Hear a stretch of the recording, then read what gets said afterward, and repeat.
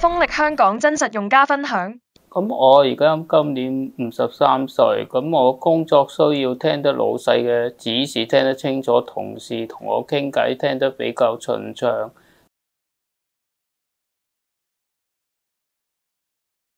人工智能助聽器同以前嘅助聽器有咩分別？咁新機同舊機嘅分別咧，舊機咧就喺嘈雜嘅環境聽唔到啲人聲，聽得唔係咁清楚。咁個新機咧，最主要都係好就係喺嘈雜環境咧都可以篩選到啲人聲比較清多。我非常滿意新嗰個機嗰個表現咯。風力香港嘅服務有咩特別？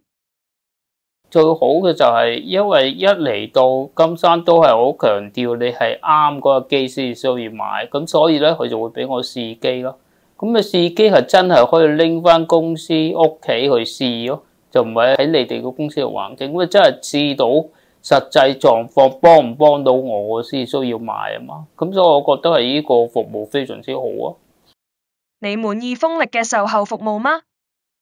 個售後服務就成日都可以 book 到幫我調校機，調校得非常之好。咁同埋咧，以往都係隔一段時間就幫我驗隻耳仔同埋聽力，可以不停去調校翻適合我個環境、我個要求咯。有陣時我想啲聲再大聲啲，聽得再清楚啲，佢可以幫我調校到嗰個聲調。咁打電話上嚟，因為永遠都你哋啲同事都即刻收到我個電話，即刻可以 book 到我個 appointment。其實個售後服務我覺得非常好啊。風力嘅維修服務幫唔幫到手？非常之好啦！之前我試過完嗰個新架機嗰陣時，我想換粒的，我掹出嚟掹極都掹唔到，我拎到上嚟，同事即刻幫我掹咗，仲免費同我換嗰粒新嘅耳嗰個位。你會推薦風力香港嗎？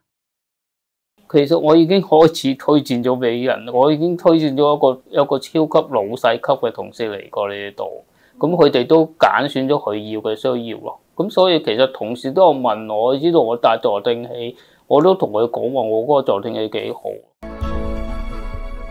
Phonak, life is on.